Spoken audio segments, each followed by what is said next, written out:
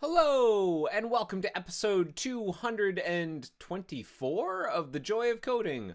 Hi, how's it going? My name's Mike Conley. So good to see you. I hope you're well. It's been a little while. It's been a couple of weeks. Yeah, I went on holiday. There were a bunch of meetings. You may have heard that there were a round of layoffs at Mozilla. Thankfully, I was not, I was fortunate enough to not be directly impacted by the layoffs. But we're back and trying to get back to work. Let's do this. So let's see. Let me first share my screen. Here's my screen. So what are we doing today? Well, it's episode 224. Here's the agenda. I want to start by letting you know that no plan survives breakfast. I sort of have a sense of what I want to do today, but things might not go according to plan. That's kind of the name of the game with this video series. I do have some things I want to work on, but I might get stuck, rat-holed. Things might go well, things might go poorly. We'll see. You're watching me just kind of deal with stuff as it comes. So that's the first thing. The second thing is that we're looking at right now the agenda, and the agenda is something that you beloved viewer, have access to. If you're watching this on YouTube, well, actually, so if you're watching this on YouTube, this is kind of a strange story because YouTube recently changed the streaming studio UI, and I have no idea how to update the description of the video in a way that allows me to put in links. I found it very odd. It might be still buggy.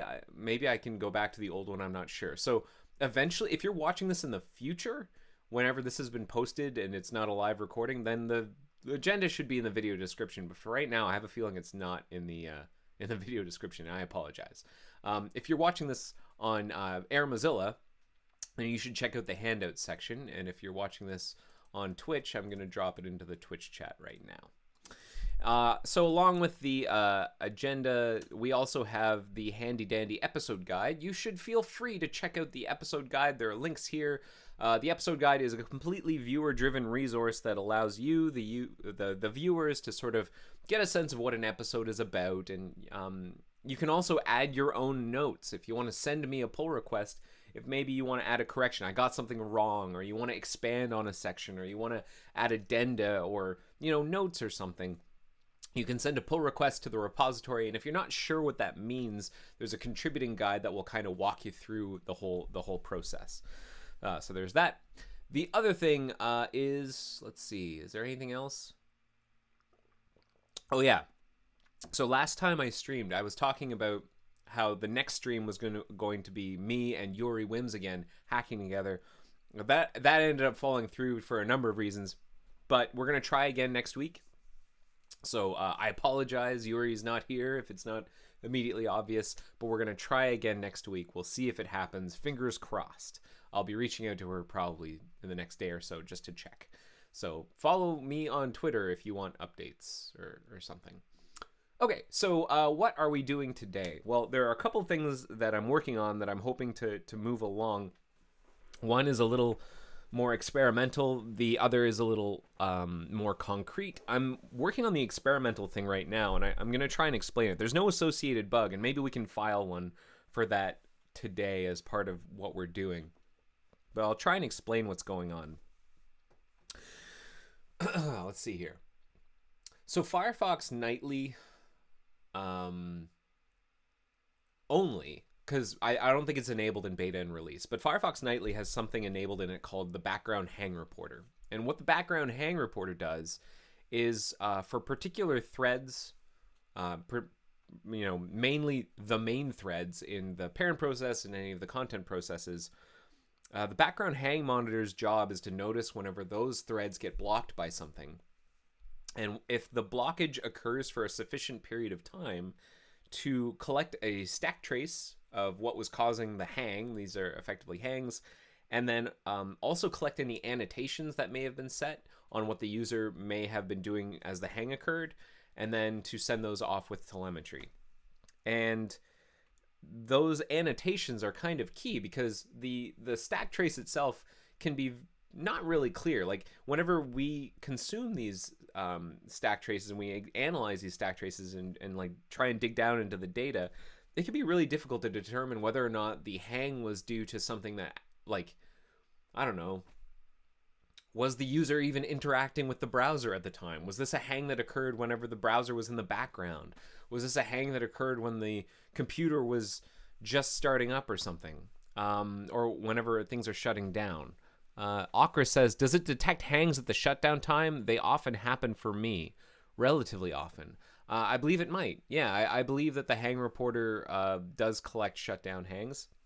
But they might not be distinct enough. Like, that's the problem, is that these hang reports don't really tell us much about what the user was doing at the time. So it makes it difficult for us to reproduce them. It makes it difficult for us to prioritize them. And so one of the things that I've been working on is trying to make it so that we can annotate our hang reports with more information about what the user was doing at the time. So for example, if the user is switching tabs, they click on a tab and they're switching tabs, or say they're typing in the URL bar or something, that is probably a more important time for us to not hang than if the browser is in the background and the user's not paying attention to it. Right now, our hang reports treat those equally, and we can't tell the difference between the two. Similarly, if the whole computer is, I don't know, waking up from sleeping, it's almost certain that there's like a bunch of stuff happening in the background. The computer's waking back up.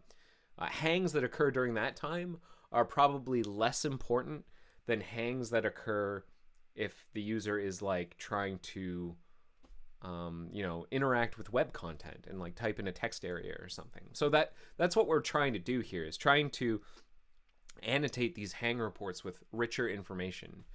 Okris asks, can it be related to IPC? You're asking about shutdown hangs. It could be any number of things. So sure, it could be related to IPC. It could be related to storage. It could be related to any number of things. Almost always, though, what's happening at shutdown is that we are trying to persist something. Usually that's what's blocking us from shutting down, is we're trying to persist something to disk. And sometimes that persisting stuff to disk can take a while if we're not doing it efficiently. The good news is that shutdowns have actually been getting progressively better over time. We've been working on improving our shutdown times. If we take a look at how Nightly is doing, I think there is a trend in the right direction. If we look at shutdown duration, we look at the evolution of shutdown duration for the past couple of releases. Yeah, there's been a nice downward trend on the median shutdown times on Nightly. And this is because we've been slowly improving our shutdown behaviors by Doug Thayer has been leading this work. Basically, we try and find the last couple of writes that occur, and then we just exit 0 at that point. And then we try and move any writes or persisting to disk further back, and then we exit 0. And so these are called shutdown stages, and we've been progressively moving the shutdown stages back. Okra says, I'm guessing it will be related to SQLite and IPC. Could be. No idea. It's very difficult. So a lot of people, I find, will do things like they'll post a screenshot from like a Windows Task Manager or the Activity Monitor from Mac OS, and they'll say, Firefox is consuming a lot of memory. Like, why? And that is really difficult. It's almost like taking a picture of someone who's like sick and saying like, what's wrong with them? Because, it could be any number of things that's wrong with a person. Like if a person's kind of doubled over, like did they just get kicked in the stomach, or is their appendix ruptured, or we have no idea. What we really need is to be able to see inside to get a clearer sense of what's going wrong. Otherwise, we're just guessing. And so things like about memory reports and in particular profiles, performance profiles, give us a better sense of what's going wrong. Screenshots from like the Task Manager are next to useless. They tell us that, yes, Firefox is consuming lots of memory, but they don't give us actionable data, which is really unfortunate because I know that people will post those screenshots, particularly on sites like Reddit, and they'll be like, what do I do? How do I... like, how do I deal with this? And what would be really lovely if someone's feeling like they want a fun project to work on is it'd be really neat if you could write a bot or something that uses like vision, like computer vision, TensorFlow, something fancy, machine learning to like recognize a screenshot of the task manager or the activity monitor, and then immediately replies to the Reddit thread saying like, hey, here are instructions on how to gather a memory report or a performance profile, because that way we can actually help you. Because right now what you've posted is like, there's nothing we can do. We're just going to guess.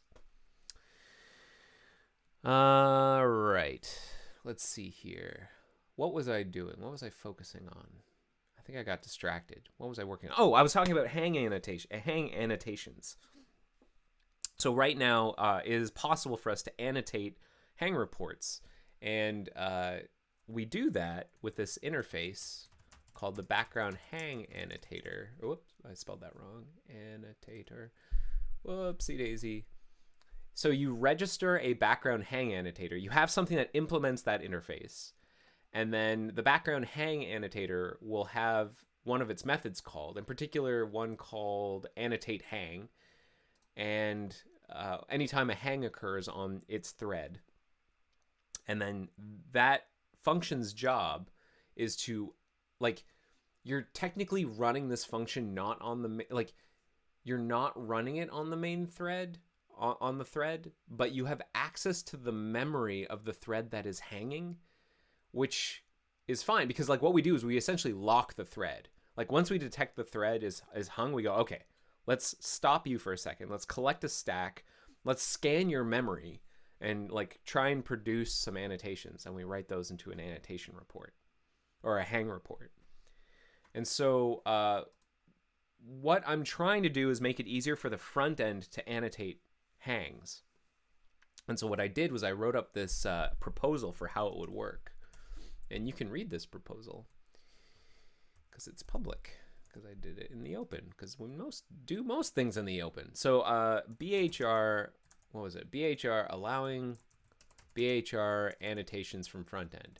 And this is important because we've had these BHR annotations for years, but it's always been like the backend stuff that was capable of like adding annotations. So for example, the plugin process would be able to add annotations because it will say like, hey, the reason we're hanging is because like we're calling this method inside of Flash or something. And so this was something that was exposed to the platform, low-level platform native C++ code. It was never exposed to the front end. And I want to expose it to the front end so that we can do better things like tell the background hang reporter, the user was switching tabs, the user was typing the URL bar, the user was opening a menu. And then we can like sort of separate those hang reports out from the others and prioritize them. Ocris goes, can the hang reporter produce local report instead of sending it to the servers, at least in nightly on Linux? I mean, yes, in that like if you go to about telemetry, if you have a hang, you can look in your archive ping data and you will see that like you have all these different types of hangs, or like not hang, pings. And one of the ping types is BHR. BHR stands for background hang reporter. So you can look at that. And then you can choose to not send telemetry. And then I believe background hang reporter pings will still be like captured. They just won't be sent. I think that's how it works. And then you can take a look at the raw JSON of the hang report and see what we're doing. We're basically sending a lot of information about like the build that you were using, the build that hung, the versions of the libraries. Let's see here, the process that hung, and then we send the stack. And we filter out things like any of the page URLs that you're on. We get rid of those. Let's see. We get rid of, we truncate a bunch of stuff, mainly anything that identifies what page you are on. We also include like the add-ons you were using at the time, and then any experiments you may have been enrolled in.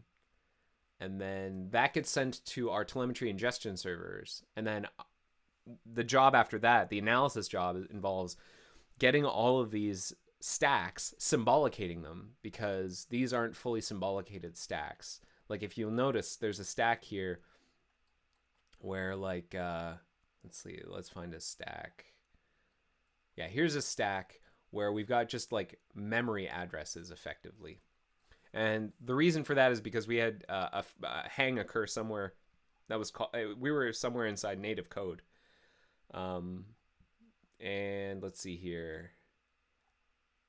And so we need to basically convert these memory addresses, these sort of like identifiers, to actual stack frames for the modules that are being referred to. In this case, module 0, I think, refers to libzool.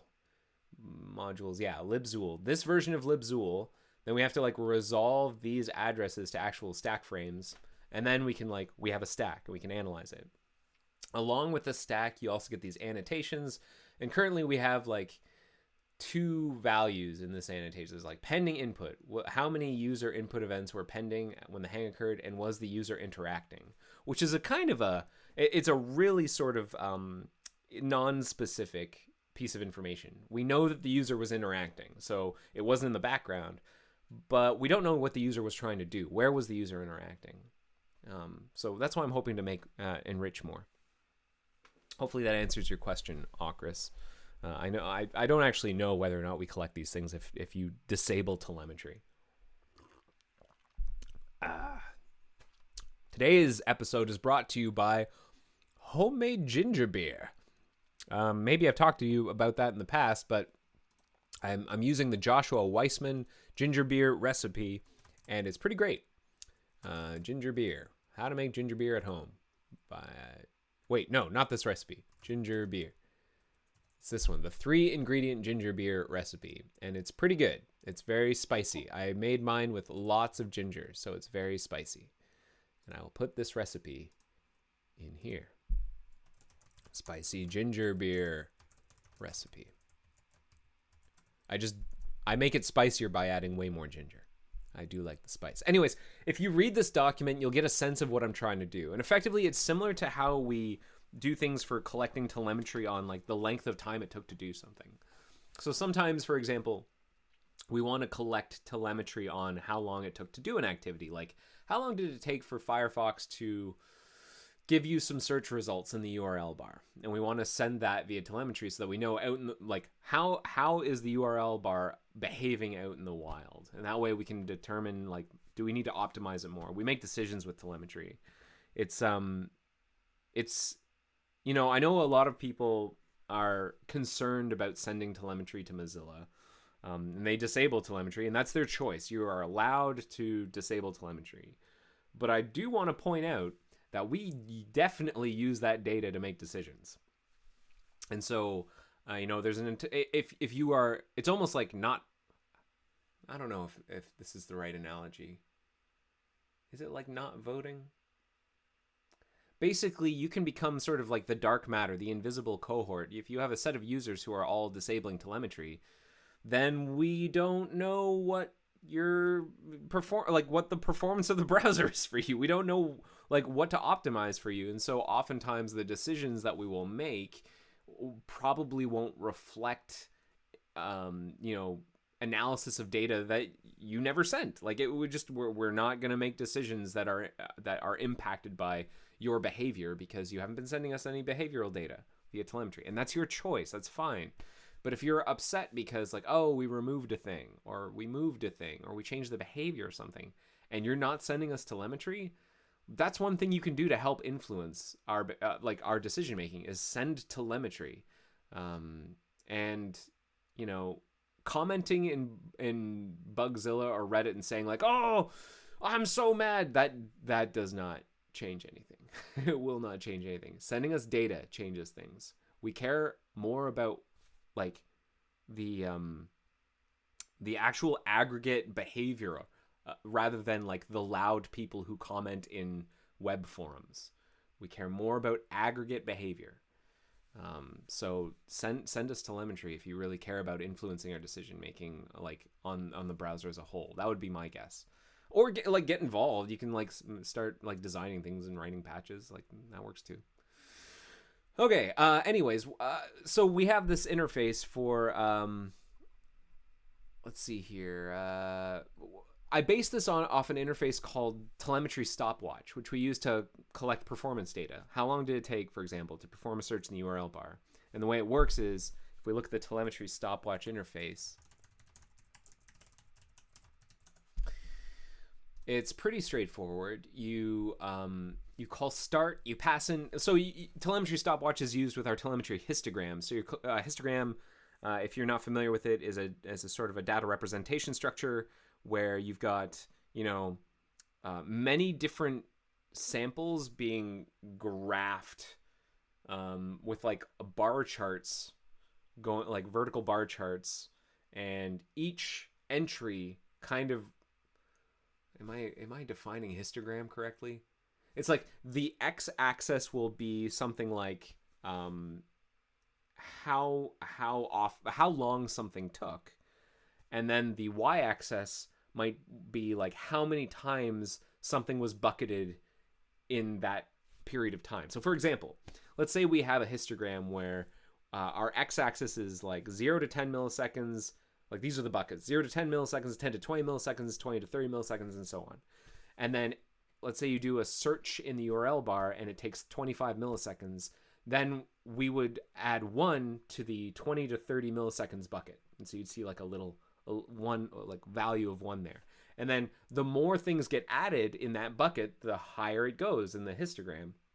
And so what generates over time is like this curve of like how long generally do queries in the URL bar take in this example. That's how this data representation works.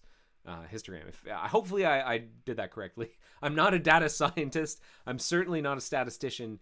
I barely scrape by statistics in school, but you can look these things up on your own. But effectively, we pass in the ID of a particular histogram that's been defined somewhere, and then you can associate it with an object. So if you have, a measurement that might occur multiple times all asynchronously, then the timer that gets created can be associated with an object. So that way, if you've got like maybe 5 searches can occur all at the same time, but you want to like have them be distinct, you can associate it with an object, and then just keep that object around. And then whenever you stop the stopwatch, you pass in that object again, and it stops the right timer. So like that's how it works. It's like start, and you can check to see if it's running. You can cancel the timer. You check to see how much time's elapsed already, and then finish is the one that actually like writes the value to the histogram. And this was what we started with. And I wanted to model my solution to be similar to Telemetry Stopwatch, because it's already it's a pattern we've already developed. It's a pattern that we know works. And I wanted to reuse as much code as possible. So I'm actually building this solution on top of the pre-existing Telemetry Stopwatch stuff. I want it to actually be a different interface. That's one of the nice things about WebIDL and the way we use WebIDL is you can have these different interfaces, and then you can have like a concrete class implement different interfaces, multiple interfaces. So for example, like right now, you can do like Telemetry Stopwatch. In like the browser privileged code, you have access to Telemetry Stopwatch, and you can call its like start and stop functions and whatnot.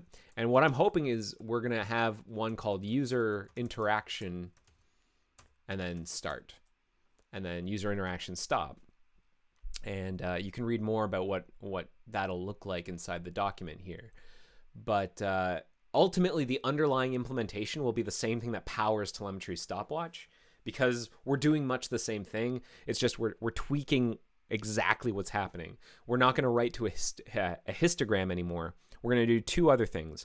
We are going to put a marker in the profiler in the event that the user has the profiler enabled. And then the other thing is, if we hang while one of these things exists, one of these timers is running, if we hang, then we annotate that hang with information about the user interaction. That is the goal. The profiler marker thing is kind of an extra that sort of someone suggested it, and I thought it was a good idea. But it allows us to kind of kill 2 birds with one stone. We'll be able to see in profiles more about like richer data about like what was the user trying to do at this time whenever like a hang occurred. So that's the idea. You can read more about it in this document. I am actually in the process of prototyping this thing and trying to make it work. And I've written a patch. I should actually probably commit what I've got so far, and then maybe we can look at the patch, see how far I've gotten. I can demonstrate it a little bit, and then we can try and finish it off. It would be really nice if I could have like a working prototype by the end of the day. So let me actually commit this first. And this patch is a mess. Like I've just kind of been hacking at it. There's just garbage all over the place. So we're gonna need to clean it up a bit. We might do that. So I'm gonna say bug. Like I don't have a bug for this yet. So bug, lots of X's. May add an interface for the for front end code to annotate BHR hang reports. Background hang reports, I should just say. BHR hang reports is redundant. Hang reports. And then I don't know who's going to review this. Maybe Doug. But I'll do that for now. And then let's take a look at the patch. Actually, now that I think about it, I think the other thing I'm going to do is I'm going to file that bug that I need to do. Where's a good place to put this? Where's a good component? Last time someone did something to background hang monitor. Where would this go?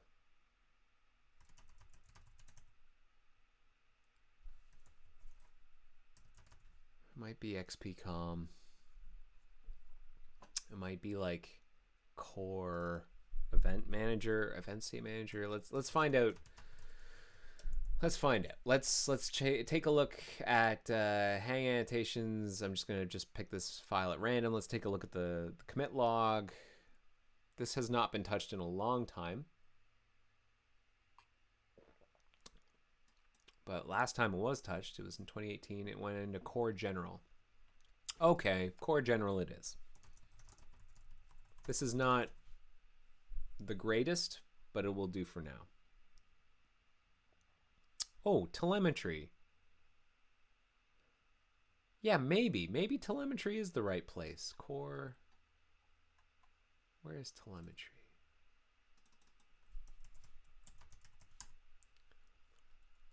Toolkit, telemetry. Data platform, telemetry, APIs for analysis. Yeah, maybe just toolkit telemetry. That's better. To receive aggregate data, bruh.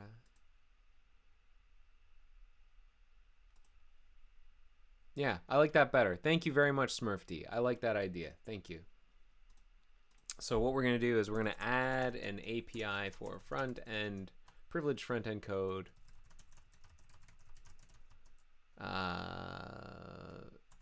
For privileged front end code to add hang annotation, BHR annotations. See this document for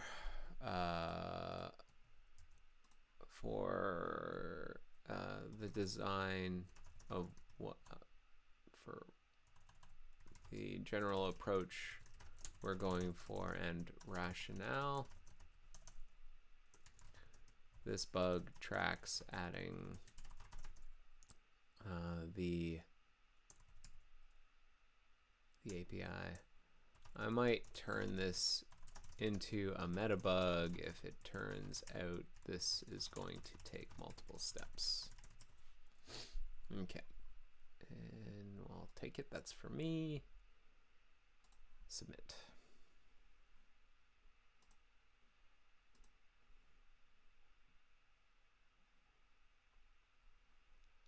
Let's see here. Next up, I'm going to recommit this commit I just did, but I'm going to put the right bug number in. I'm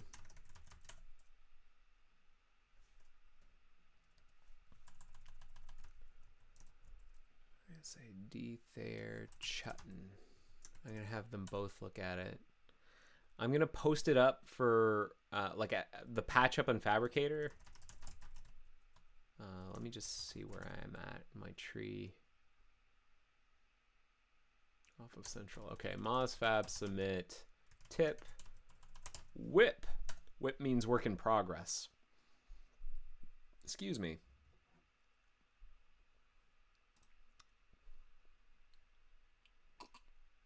And once it's up, we can take a look at it and we can start figuring out like what it is that I want to do with it.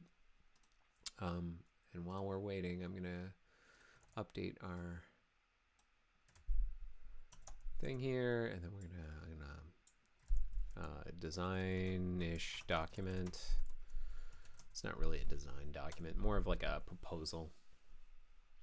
And what do I want to do with it? There are a couple things. First of all, I want to modify the interface. I originally made the assumption that I need to use UTF-8 strings for the hang annotations. That is wrong, and it made the whole thing really kind of awkward. So I'm gonna first thing I want to do is, well, actually, the first thing I want to do is create a new note for this bug, and then track my to-dos in that note. So let's do that.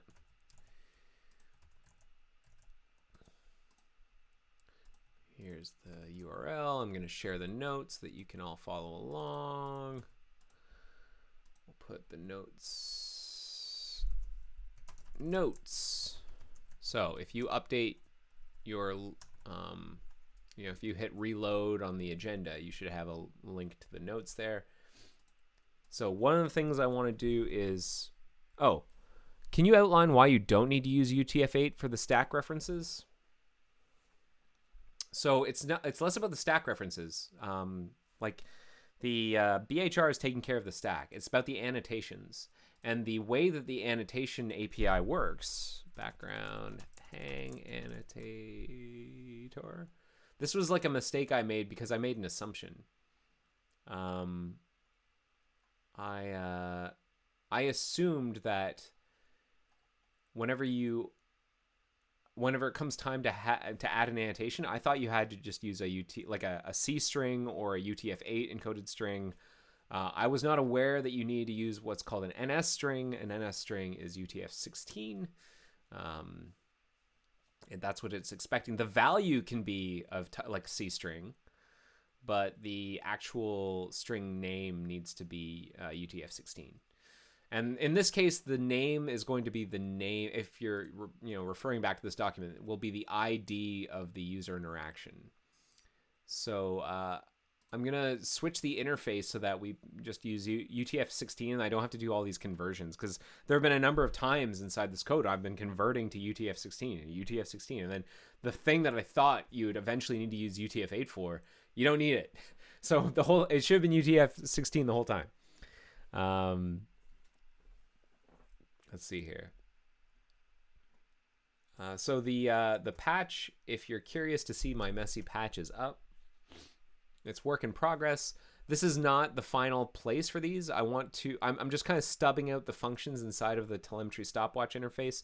Once I have it working, I want to create a new interface called user interaction and put the methods there. But for now, I'm just tagging it on here to just get this stuff working. The other thing is, I ended up, the way I'm doing this is it's kind of weird. So remember how I said that the way that you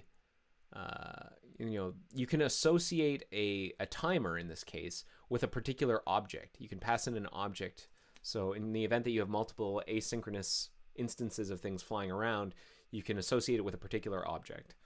So for example, a window or anything, an object. And so long as that object sticks around, then, the timer will stay alive, and you can use that to associate a particular timer with like an instance of timing. It's very handy.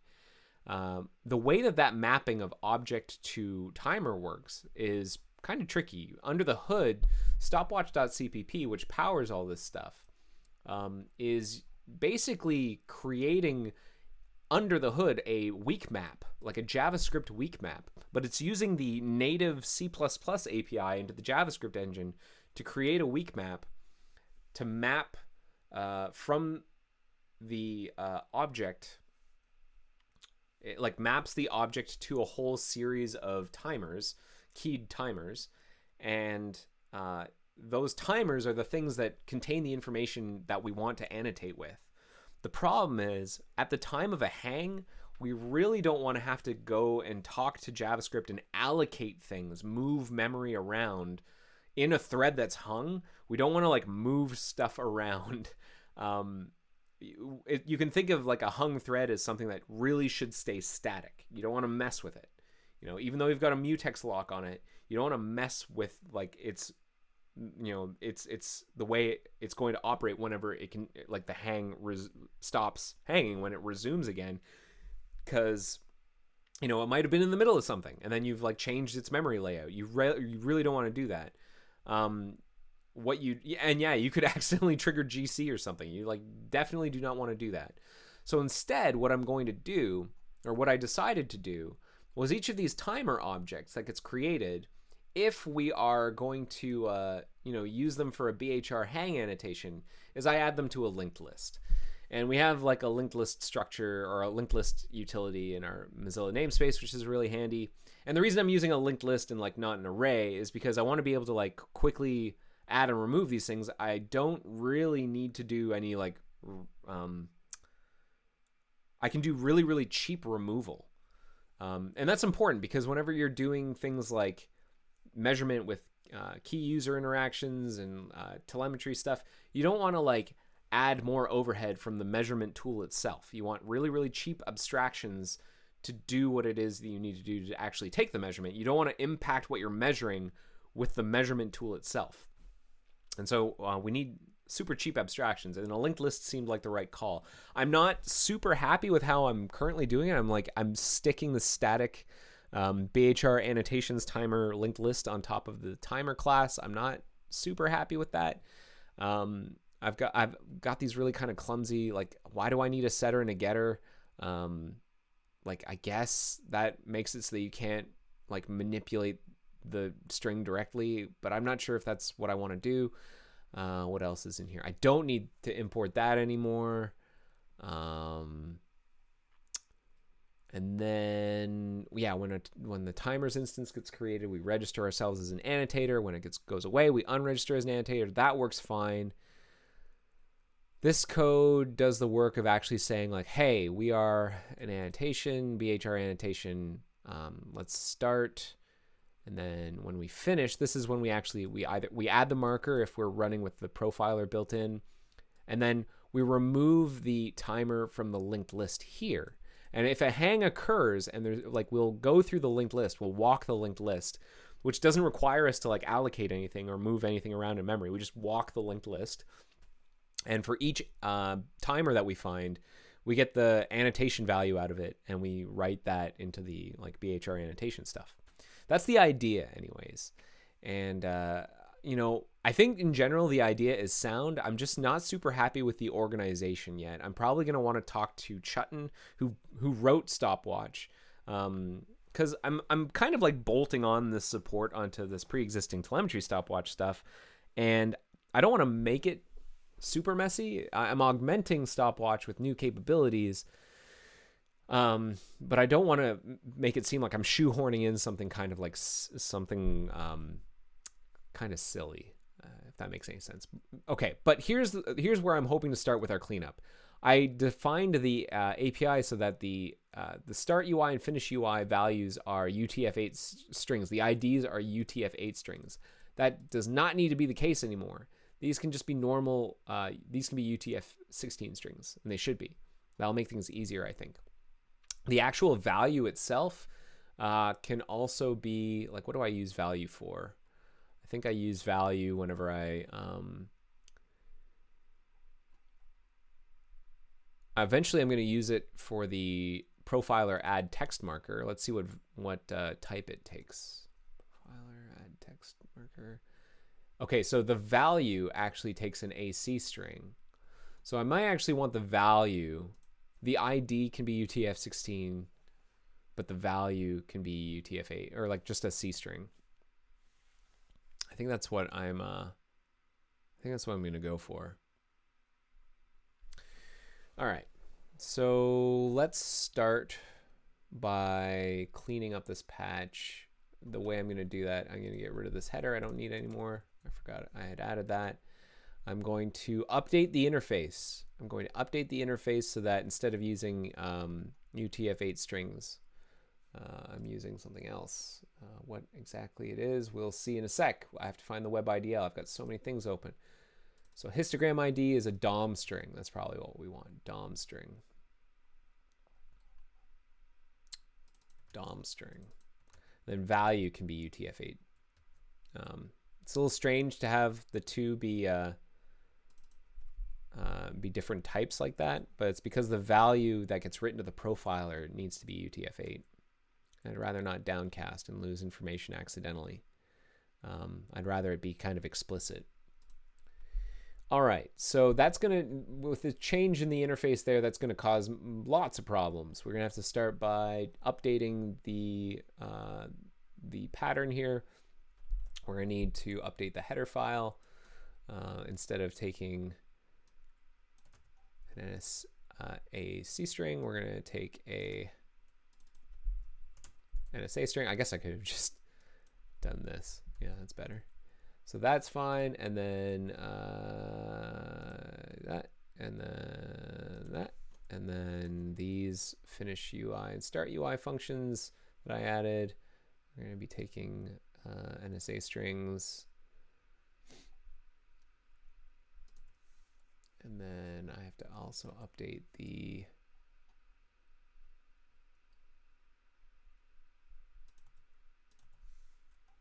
header there, the declaration. And then what do I want to do? I did some conversions in here that I don't want to do anymore. Right, I can do it like this. I can just pass in the ID now. So I can correct this. And then I think instead of doing that, I can do that. And then I don't have to do that conversion anymore here too. And then down here, I don't have to convert that. And then I can use this instead. Profiler add text marker. How do we do it before? Whenever we do this, we add marker is a literal. What value does profiler add text marker take for the first one? Const char star. So also a C string. Okay. So I can flatten it out, I guess. Finish UI. I was already doing that, I guess. And then ID. Instead of ID, I want to write the value, I think.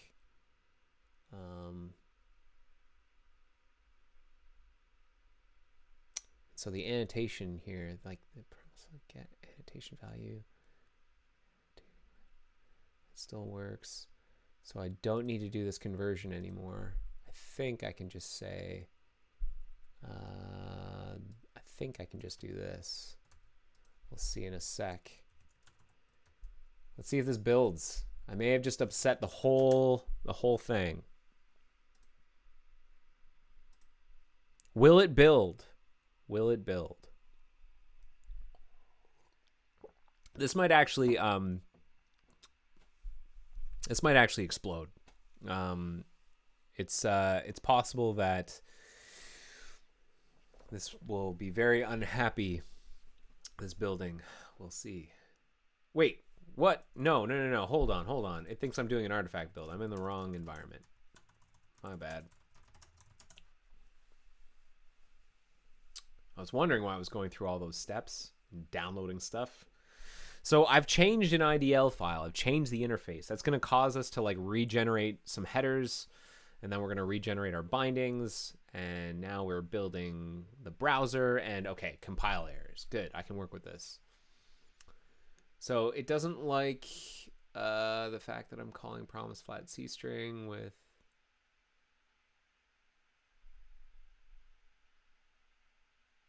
Oh, you don't use promise flat C string with a UTF-16. Okay.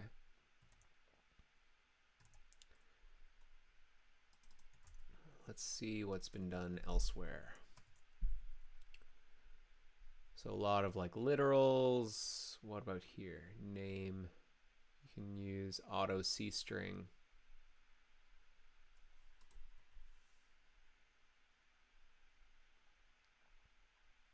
Maybe that's what I want. Name. Its name is a C string from a C string. Is that what I did it before? What about here? Now on fuzz name. Go profiler, add text marker. Oh, this is rest binding. No. Don't want that.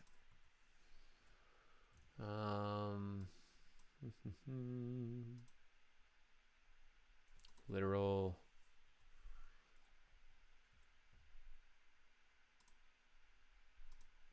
Const char star. Okay. So I think what I want to do. You had a T in front of T promise flat, did I? I don't think I did. I think it's complaining that that there's like promise flat C string is a utility function that I think is templated. Yeah, sorry. There's a macro that defines promise flat C string as something called T promise flat string, and that's what it's referring to. But I didn't actually write that. What I want to do instead is, I think,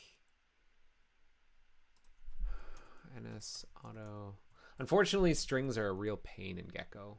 I've always found Mozilla internal string guide. There's this really handy guide, and I want to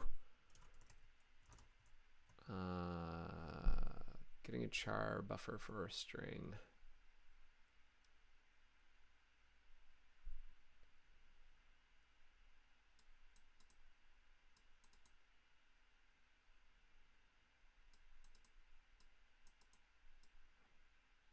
There's no way to grab the internal char star, have the string forget about it, hand off ownership. Okay.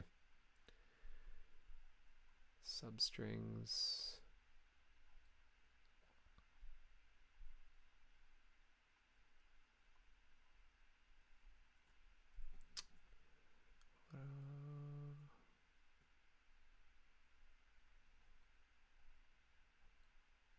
Common patterns. Okay. Literals. No.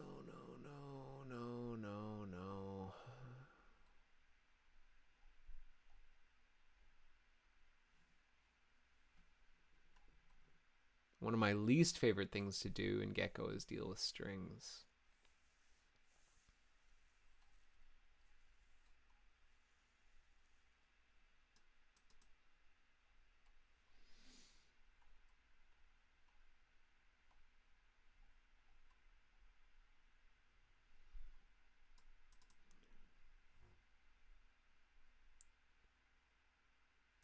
Okay. Let's try NS auto C string name equals. I don't think I can just do that, right? I think I have to do like name assign ID. I think this might work. Name, I could be wrong. Let's see what happens. Well, I'm going to build binaries.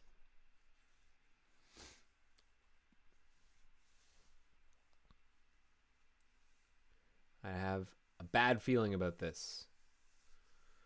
Strings, so annoying. Okay, no matching member for assign. He'll take in a char 16. Oh, no, it'll take in a char type, not a char 16. Or a pointer.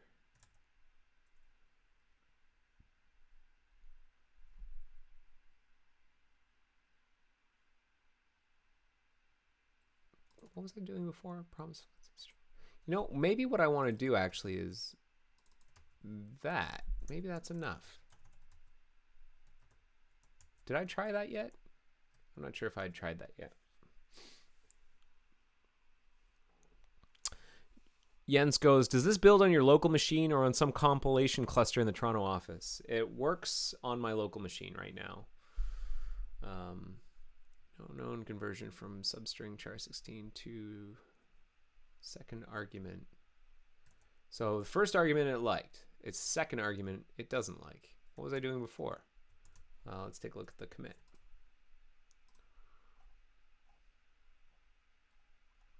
This is all building on my local machine. It's AC string.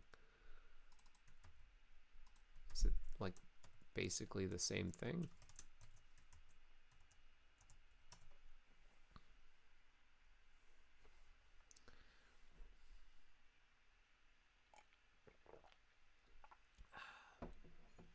Nope.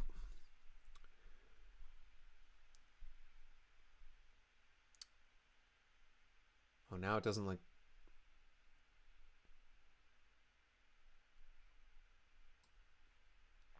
Second argument.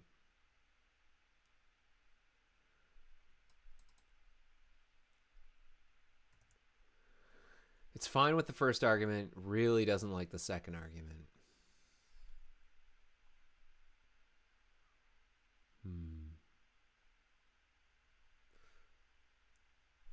What's the second argument supposed to be again?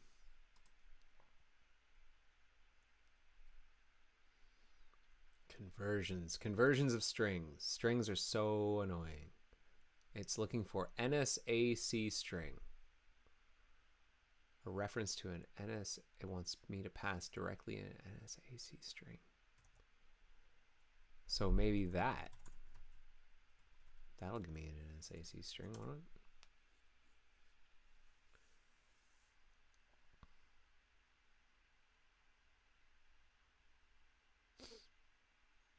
Yeah, all right. It's happy with that.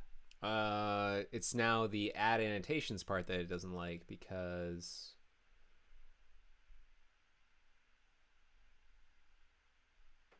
the first argument it does not like because get annotation value is getting that. So instead of that, we're not going to store a C string anymore. We're going to store an SA string.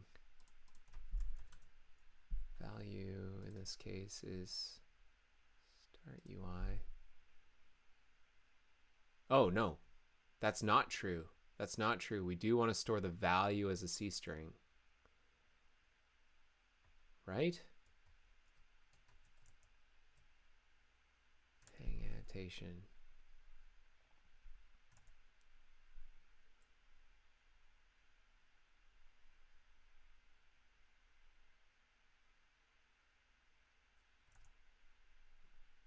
Oh, right. Sorry. I should be probably using the ID. Oh, the ID also needs to be associated with the timer. Yeah. Yeah, sorry. I need to do const NSA string AID.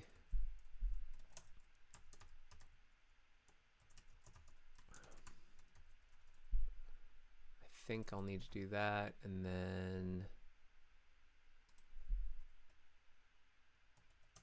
const NSA string get PHRID. I'm not entirely certain. I'm going to keep the way I'm doing this. I'm just trying to hack something together that'll work. M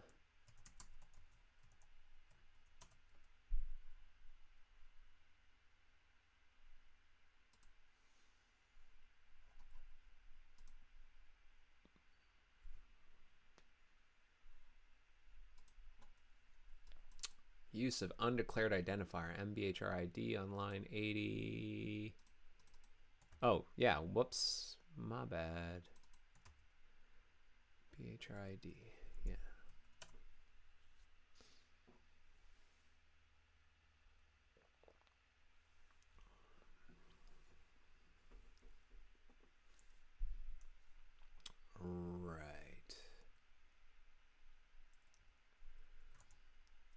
BHR annotation.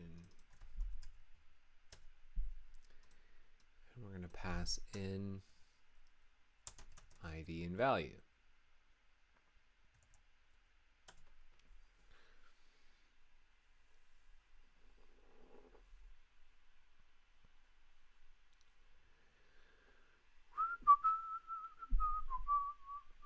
Right, now we're back to where we started, but that's okay because now we have the ID, get BHR ID, and we're going to say get BHR value.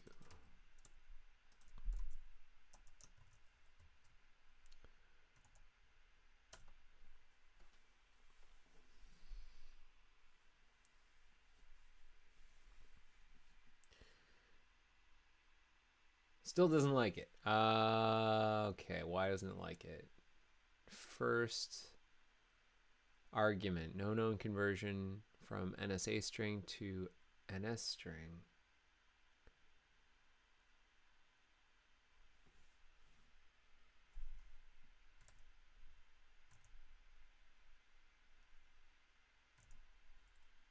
Get BHR ID returns. Oh.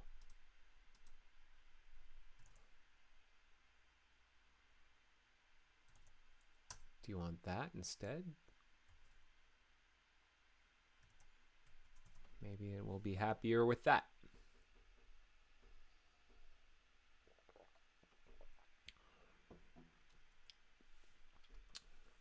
Satisfying C++ can be a challenging exercise. Especially with strings. Hey, we built. All right, now let's test this thing out. The way I want to do it is I'm going to run. I've got, oh geez, come on, mock run.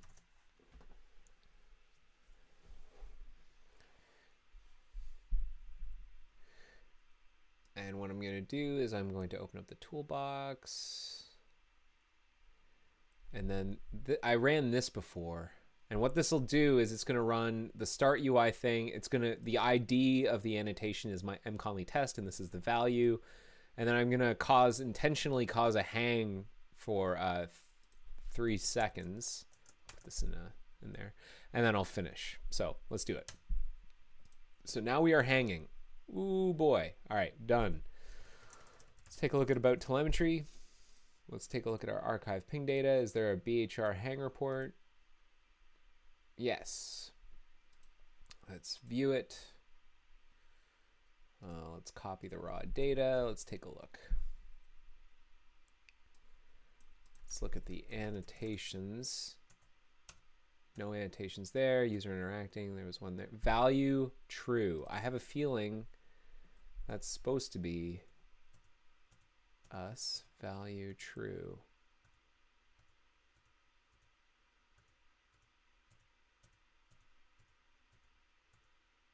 I'm just going in circles here.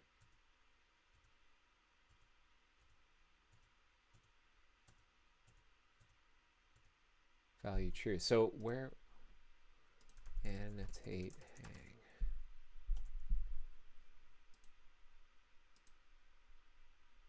Annotating with, what did we say? We're annotating with value. Add annotation. That's the value. I'm gonna say like ID value.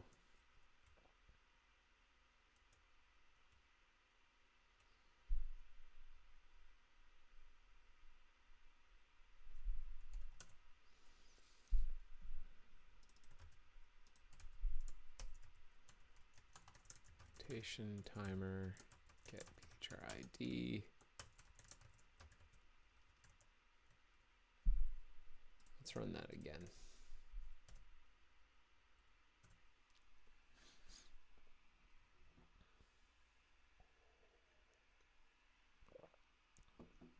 Step by step.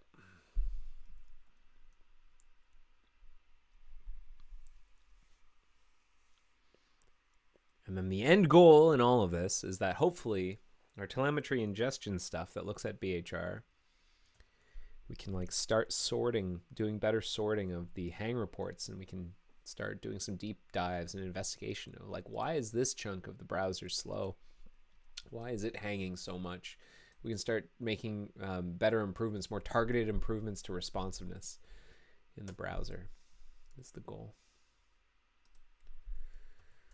All right.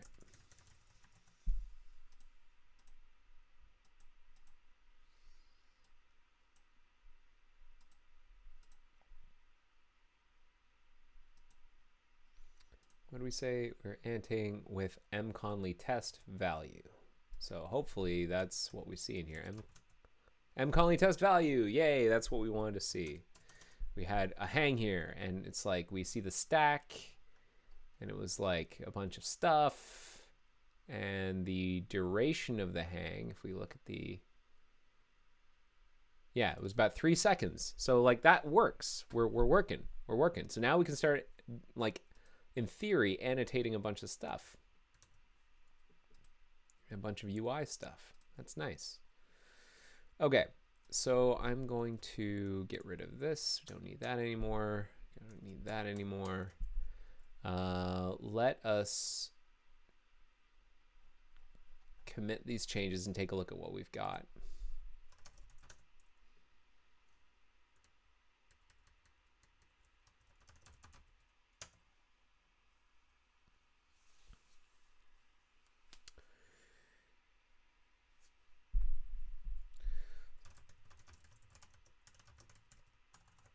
So it's not super, I'm not super jazzed about having to stash the ID on the timer.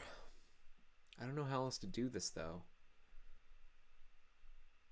It's like we tuck two pieces of information in here, the ID and the value.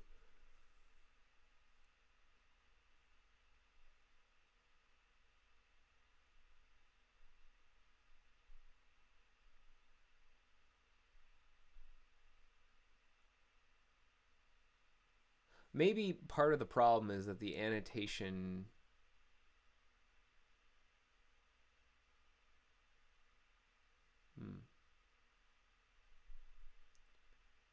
PHR annotation, like it doesn't, we don't need to store the fact that it's an ID. Timer doesn't need to care about that. It just needs to know that it's the like annotation key, and then it stores the annotation value.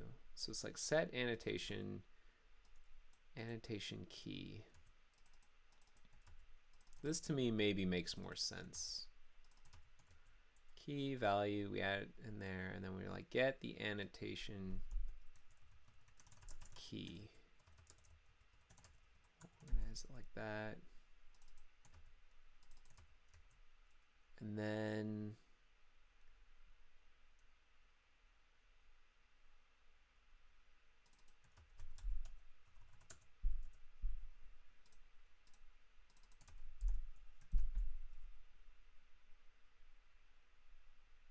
that makes more sense to me. The other thing I wanted to do actually is the value, the BHR value. Right now I'm just putting in like that. Right, okay, so there's something else I wanted to do in the design. It was like value, object, and then finish. You can also add additional text. That's the other thing that we wanted. Optional additional text. And and that's primarily for the text marker.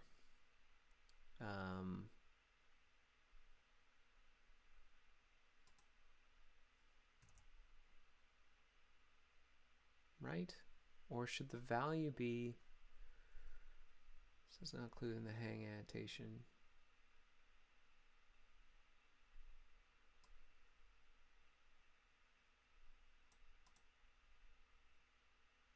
On the key.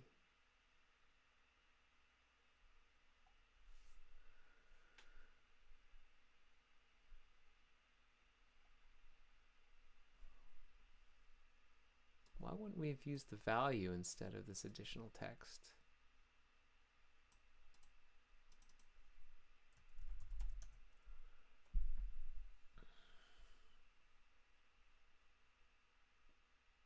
Oh, the value of the user interaction will be concatenated with the optional additional text. Add to the marker. Okay, that's why. So what we'll do is we get the value out.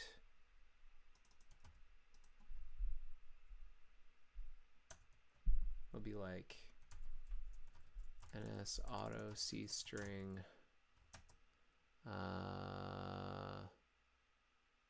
marker text marker text dot append, and then it will be like timer get bhr annotation value, then marker text dot append, and then but if and only if additional, like optional text was added, optional additional text. So we're going to add this to the interface. Where's stopwatch.webidl? Lost it. Here it is. Optional UTF-8 string additional text. So we'll build that.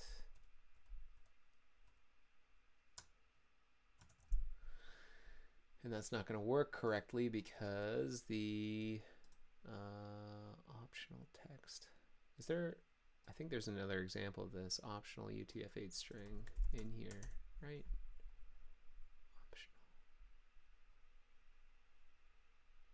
Optional object, optional Boolean.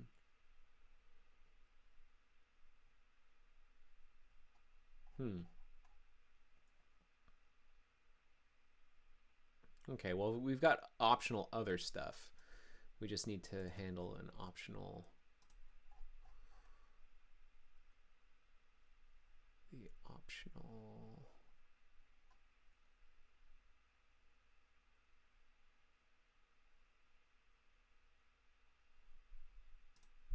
like finish keyed.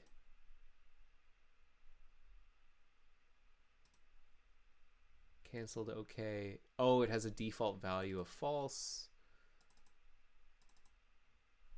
I see.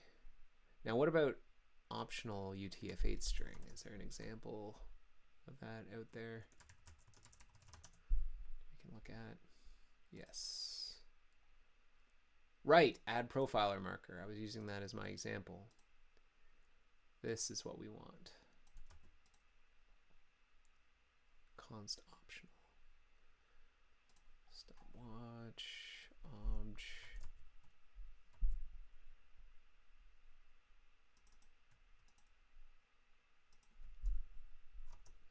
A text. We'll add that. Actually, let's just see if this builds now, having not passed it.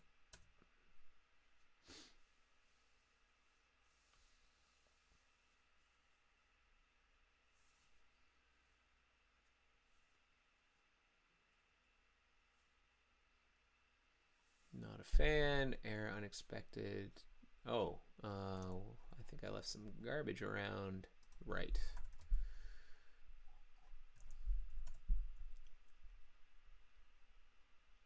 Oh, and it doesn't know what optional is. I mean, DOM optional. Is that the only place where we use DOM optional? Seriously?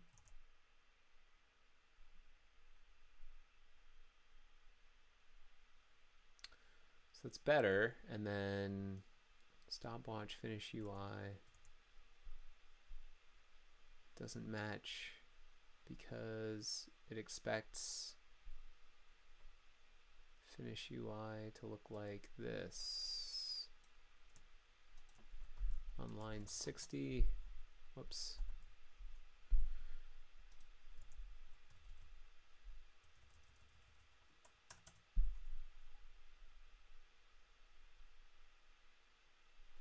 Did I not save the telemetry stopwatch thing?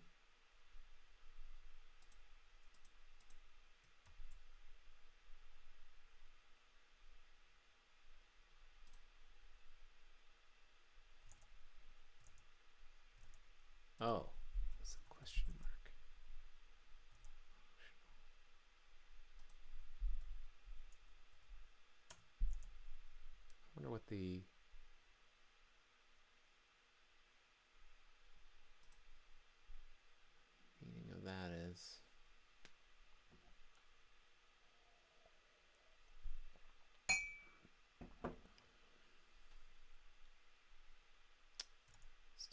fan, eh?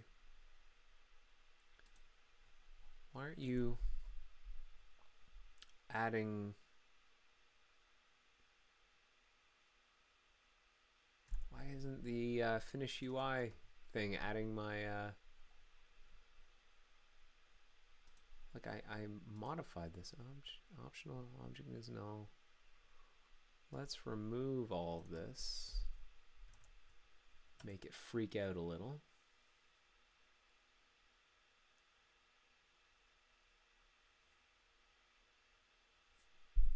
The export step generates all of the binding headers, so hopefully we should see... Shouldn't we see this update with like nothing in it? What? How? Why isn't this updating?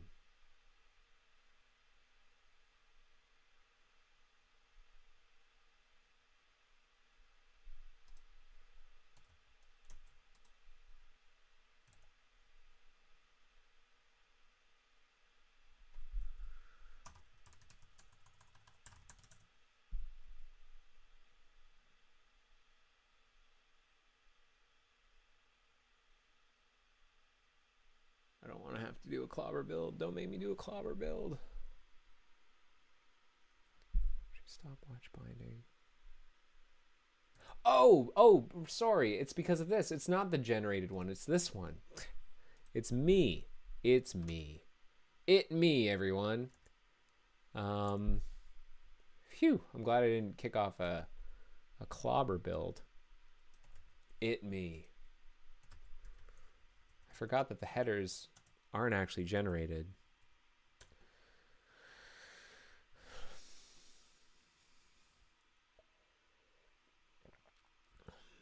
The bindings are generated, the headers are not. Unlike XPIDL, where all the header stuff was generated for you by the XPIDL parser. Build. Let's do a wrap. Just gonna do sort of like a hit you, says Danny Coloncom. What's up that Danny? What? Danny Colon? Hit me? Hit me with what? Hit me with what? What are you talking about? Has the ginger beer hit me? Is that what you're asking? It's non-alcoholic. So no. I'm not sure what you're saying. Okay, so that worked, that compiled. What I want to do is now pass this along.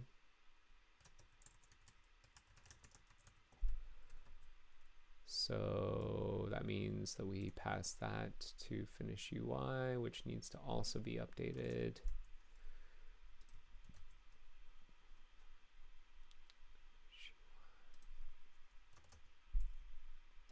All that will need to be reformatted. Let's not worry about it for now. So additional text. Here's what we do is like we say, oh, you were multitasking and heard hit me instead of it's me. Right. Sorry. It me is, I think, like a meme or something where people go, hey, it me. I-T-M-E.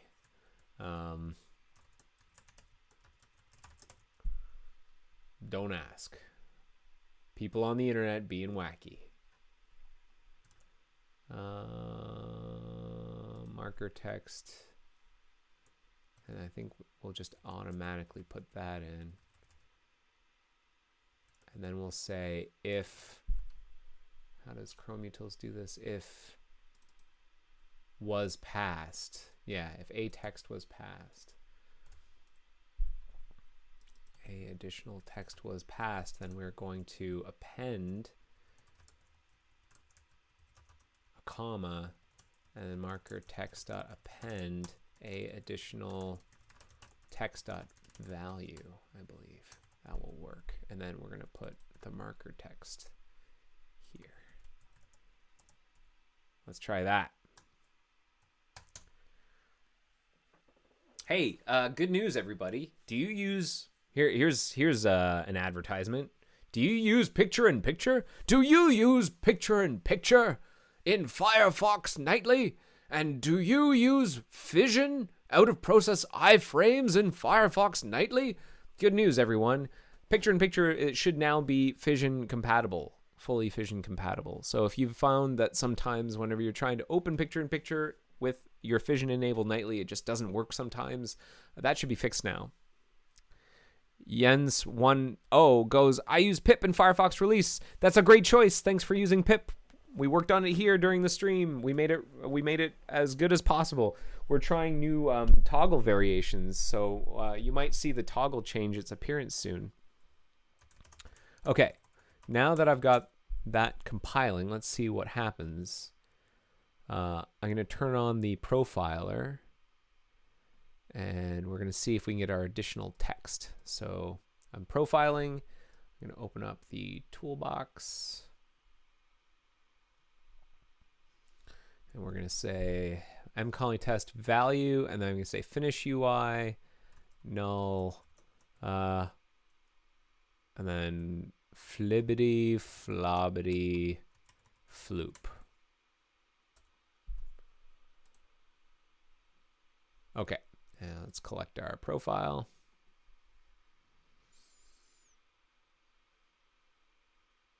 And hopefully we see our hang here. Yeah, there's our hang. Look at our marker table, or our marker chart rather. Flibbity flobbity floop with the value there. That's great. mconley test. Flibbity flobbity floop. Looking good. 3-second hang. And it should also be in our hang report, but not the flibbity flobbity floop part. Because that's set after the hang is completed. So there's no point in trying to include that. But we can get the raw JSON. But it might be useful. The reason we're adding that additional text is in the event that, yeah, there we go. That you want to annotate like what's in the profiler more. Phoenix also supports picture-in-picture. That's right. Oh, holy smokes. Big news, everyone. There's a new version of Firefox for Android that's rolling out, codenamed Phoenix or Firefox Daylight, depends on who you ask. But it's coming to you on Android, and it's really fast. One of the things I'm most proud of the team about, I didn't work directly on this, but I worked with people who worked on it, is a lot of attention was paid to the performance of the browser, of the mobile browser. And so if you are running on like an underpowered phone and you've had Fennec for a while and you switch over to you get updated, you should notice a marked improvement in performance. It should be buttery smooth. It's finally working with out of process. So essentially we've got electrolysis working for Fennec, or for Firefox for Android. We're sunsetting Fennec. It's a sad day. I know some people are like, oh, where's my add-ons? They're coming. They're coming. Be patient. We've got probably the most important ones, I think, already sort of listed. uBlock is probably the big one. And then more will come. It's just going to take time to build up the web extension API surfaces on Fennec. But trust me, they're coming. And someone was asking about config as well. They're like, why can't I about config? And they're so mad. And the reason you can't have access to about config right now is because it is extremely easy to brick the browser in about config, even easier than it is in desktop. And by brick, I mean like unrecoverable. We found ways where you can like flip a preference in about config and just completely hose the install. So about config is a bit of a foot gun. It was already a foot gun, but it's even more of a foot gun. And so we're effort is underway to try and fix that. But in the meantime, for the vast majority of and Michael Dab also goes, it might just not work. Ouchie, that's not good. Right. So you have access to about config in beta and nightly because we feel like those users are more like comfortable with the idea of just completely bricking an install.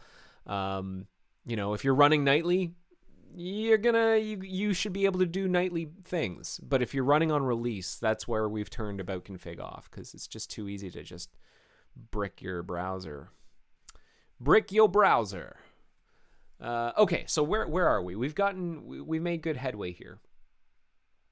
The actual interface is done. What I want to do now is, let's see here. Like, we've got the functionality that we want, I think. So now what I want to do is actually split out the interface into its own separate file called userinteraction.webidl. Let me write down the plan of attack here. Split out methods to userinteraction.webidl and make stopwatch.cpp implement that interface. And then there is work to introduce userinteractions.yaml as a place to define user interactions. So right now we've just sort of been passing in willy-nilly strings like mconley test. I think if you saw mconley test, what we want is to have them very clearly defined inside a YAML file. So you can't just pass like arbitrary stuff in. We want to make it so that like you pass in, you define inside this YAML file the name, there's like a category and then the name of the interaction and then a description of what the interaction is to help make it easier to document this stuff. We found that's a useful pattern. And then there's going to be some code to like turn this YAML file at build time into like a header so that we can like check whenever you pass in a user interaction ID, make sure that it matches one that exists. For add-ons, apparently, according to Danny Colin, for the add-ons, the team is considering adding a pref to enable loading arbitrary add-ons on Nightly. Very good. I mean, things might just randomly break, but that's when you're on Nightly, that's, I guess, okay. That's why we have a Nightly. So people can just kind of be astronauts and do their own thing. I'm going to pass this link into my notes here. I can put it in my notes. Phoenix issue for allowing arbitrary add-ons installed in Nightly. I've been using Phoenix for a number of months now. I'm very pleased with it. The progressive web app support's very nice. What I also like is that it's built on Gecko View, which is, it's a better architecture. If you ever looked at the Fennec code, it was just unsustainable. It was going to be too difficult to maintain it. Upgrading Gecko, doing process separation would have been impossible. Now we've got this nice separation of concerns. It's architected really, really well. And so, Gecko can evolve independent of the UI, and the UI can evolve independent of Gecko in sort of a more stable way. And there's less chance of breakage. It's less spaghetti. How's that? It's less spaghetti. So let's see where this is at. Locked 5 days ago. I guess people were getting in here. In the near term, we want to support a pref to enable loading arbitrary extensions. Yeah, this may or may not work well whenever this gets introduced because, the web extension APIs might not have been implemented yet. So your mileage may vary, but it's nice to know that they're thinking about it. Go Phoenix. Okay, so let's create a new WebIDL file. Let's quit here. I'm going to commit what I've got. I'm also going to go back to my notes here, introduce userinteractions.yaml, write Python script to parse user interactions and turn it into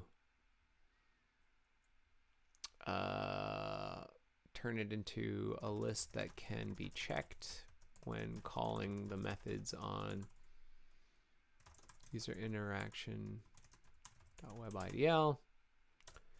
And then that's it. I think those are the big things. And then we're done. Okay, so we've got 4 minutes left. Let's see if we can introduce. I'm just going to try and pack this all in. Let's Chrome WebIDL, we're going to add something called user interaction.webidl. And we're just going to copy this. We're going to paste it in here, but we're going to strip out that. It's Chrome only, exposed on window. And then we're going to just strip this out. We're just going to have start and finish. Whoop. Start and finish. We don't need that anymore. And we're going to call this a user interaction. It's Telemetry Stopwatch. Now, something that just occurred to me is whether or not this is going to collide with the start and finish methods that are already implemented on Stopwatch. I hadn't considered that. That might be a problem. We shall see. But first, let us now add this file to our tracking. And we're also going to add it to the list of WebIDL files that are parsed at the very start during build. I guess that'll be in DOM, Chrome WebIDL. Whoops. Is there like a Moz build in here? Yeah, here we go. Sorry, where was it called? User TU right here. User interaction.webidl.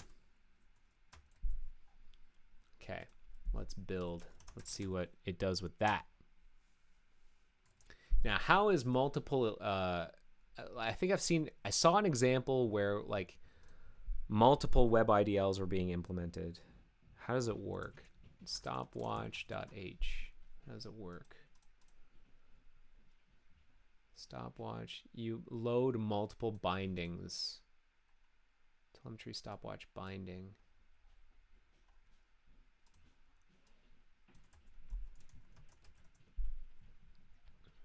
What's in here? The binding. So I'm looking for a place where we've like implemented multiple bindings.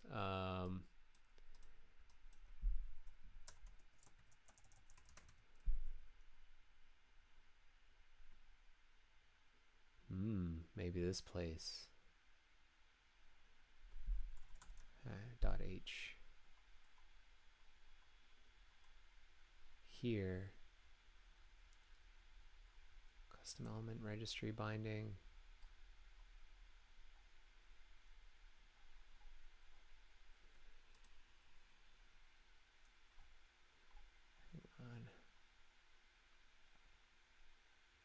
Hang on. Yeah, this actually sounds right. Document, fragment, document, or shadow root.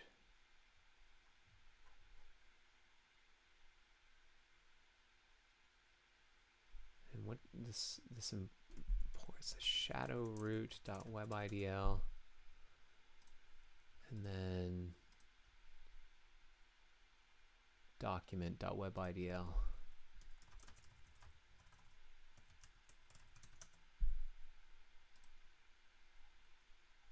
It's got things like document URI and shadow root, and then document or shadow root. What's document?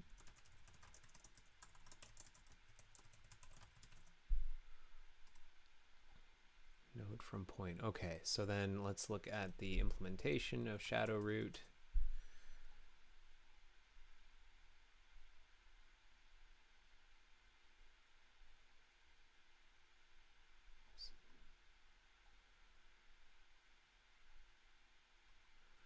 And does it implement?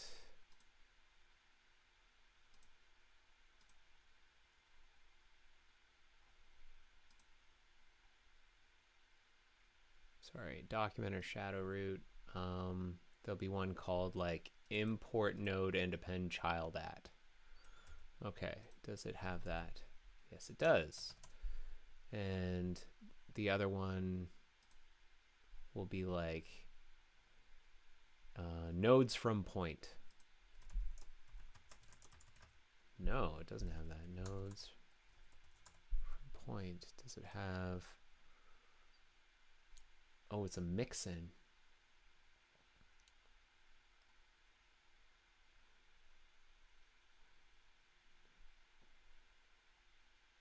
Moz full screen element.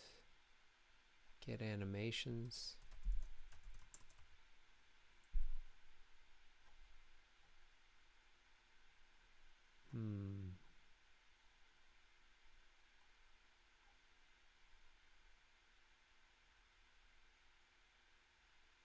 Document or shadow root this. I see. Oh wow, we're doing a full build here. I guess whenever you add a new binding, everything needs to rebuild itself. That's kind of annoying.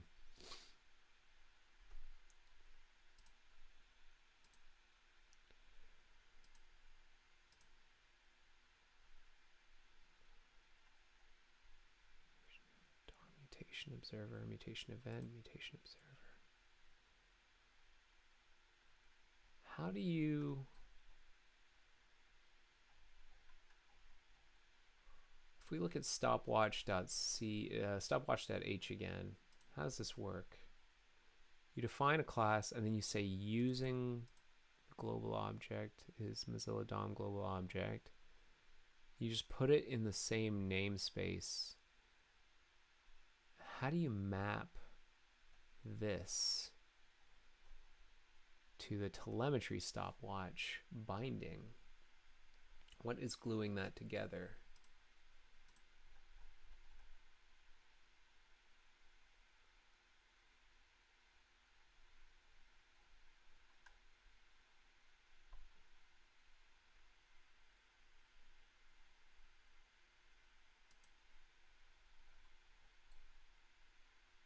Bottom of this, there's all these static things. Stopwatch.h.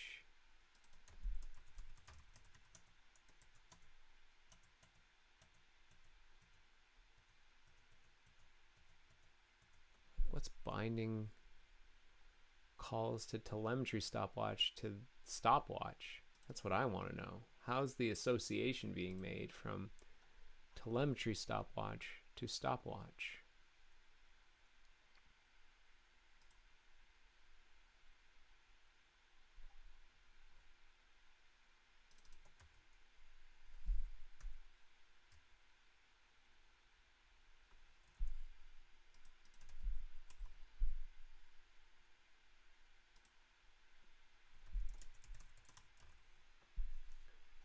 Oh, then you tell it that there is a stopwatch class.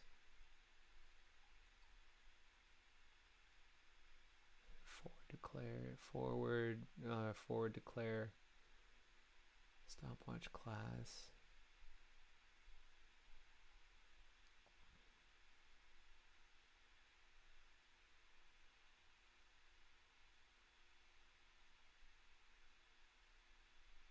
Native type.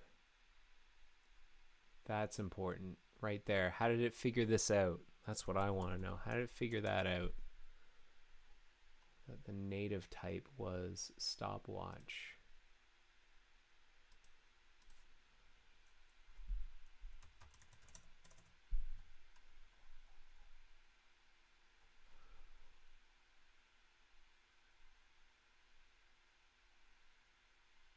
How did it know that?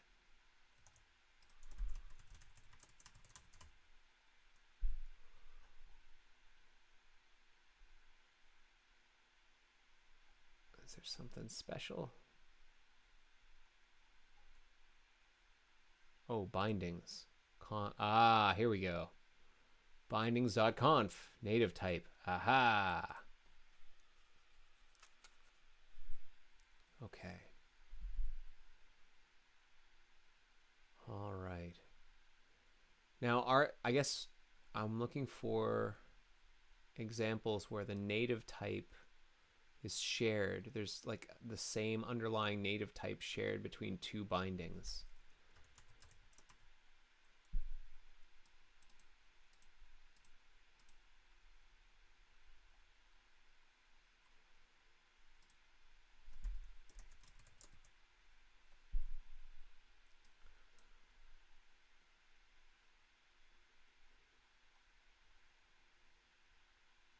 Build failed.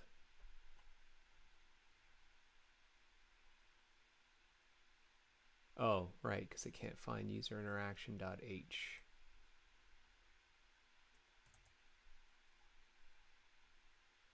I think because I have to add something in here.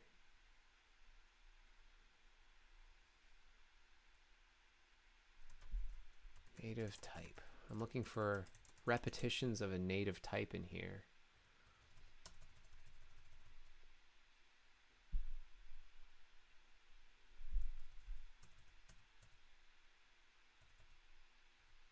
Aha.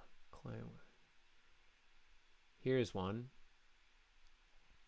WebGL rendering context and WebGL2 rendering contexts share the same native type and header file. Okay.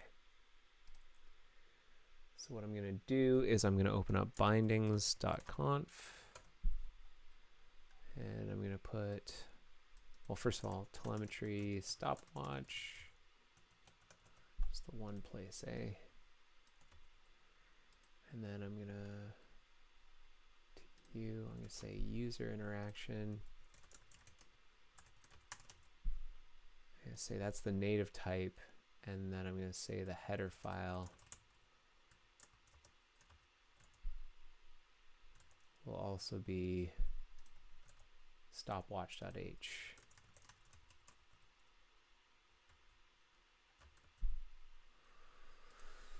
Let's see what it thinks of that.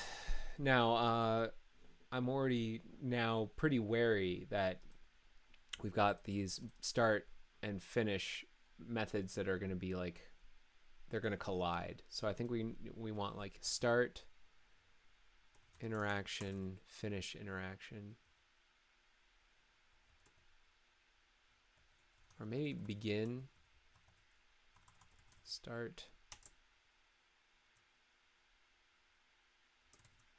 Maybe I'll just do start UI, finish UI for now.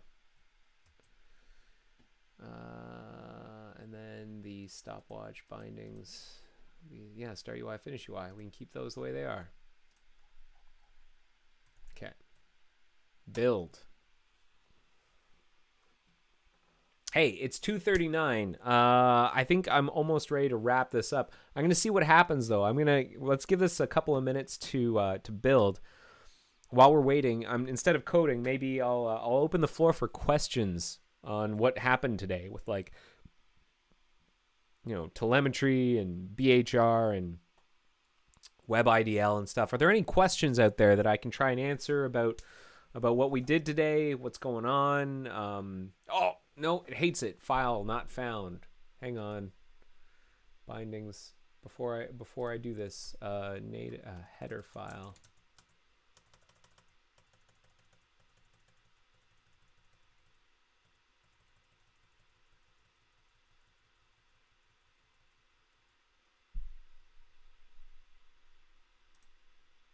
Aha, Mozilla DOM. That's probably what I want. Stopwatch.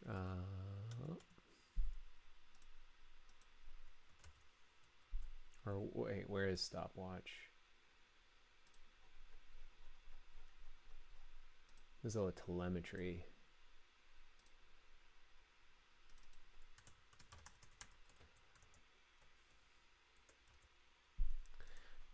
Any questions coming in? Hit me. I'm watching both the hit me. I'm watching both the Matrix live hacking channel, and I'm also watching the Twitch chat. Scooby-Doo.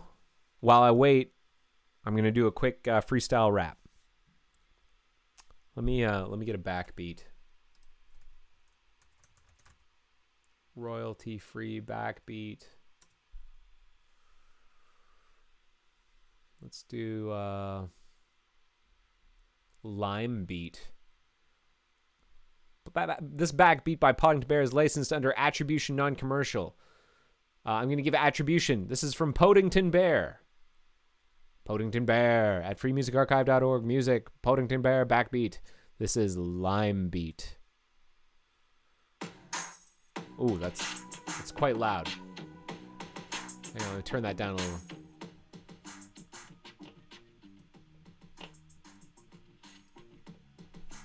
Okay. I don't know if you can still hear that.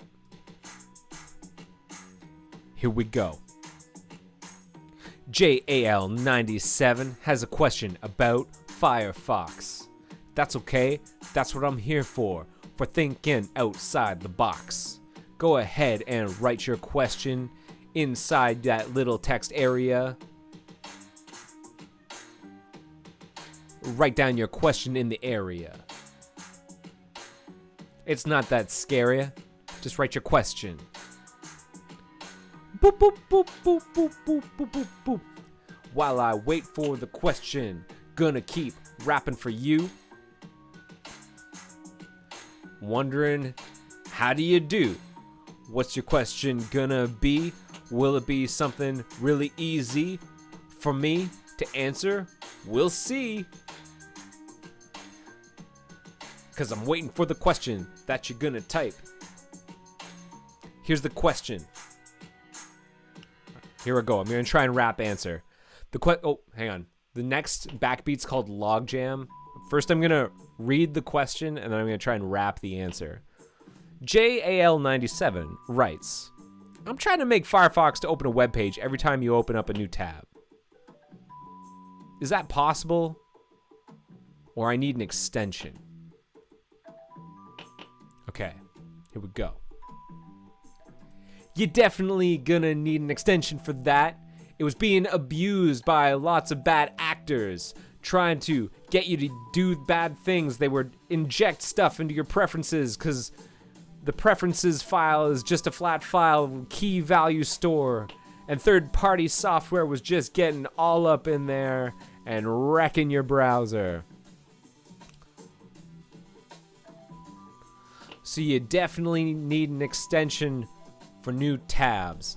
Let me recommend you one. Gonna go to AMO. I hope typing's not messing with my flow. Trying to remember. Yo, what's the name of this add-on? I think it was like New Tab Override. Yeah, New Tab Override by Soren Henschel. Click this blue button and then you'll be able to change the new tab to what you want.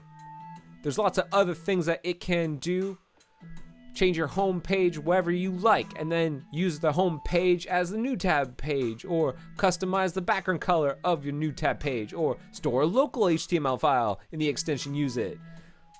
You could totally do that. Yo. Just use this add-on. It's recommended.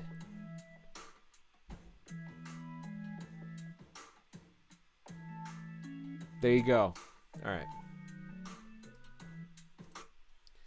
right. How'd this build go? Still going. I think this build's probably going to take a bit longer because, I mean, adding a WebIDL file, you have to generate all the bindings and stuff. It ends up changing headers.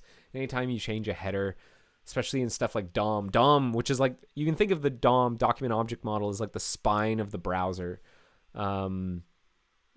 You know, you change one little header inside DOM and the ripple effects can be huge and you have to rebuild a bunch of stuff. So that's probably why this is going to take a while. So I think I'm going to call it here. Hey, thanks Yoda Droid for thinking my rap was awesome. That's very kind of you. Thank you so much for watching episode 224 of The Joy of Coding. Let me know what you thought. There's a way you can let me know inside the agenda. There's a link to rate the episode. How was working with WebIDL? I never got down to doing the WebRTC stuff. Is that okay? Would you rather I have worked on the WebRTC stuff?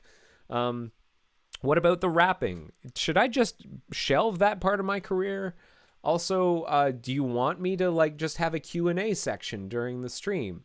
Maybe that would be interesting for you. Let me know. I read everything that comes in. Just fill in that form there, and I'll read it, and you know, I'll adjust to whatever it is that you write in there. So go ahead. Also use telemetry, enable telemetry if you want us to be influenced by the way you use the browser, so we can make the browser good for you.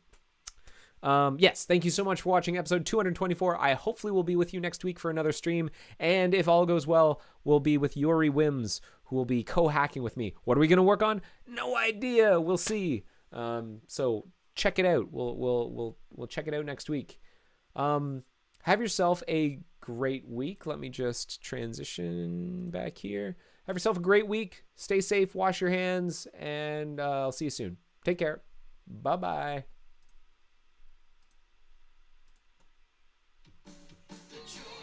It's too quiet. It's too quiet. Let's do it again.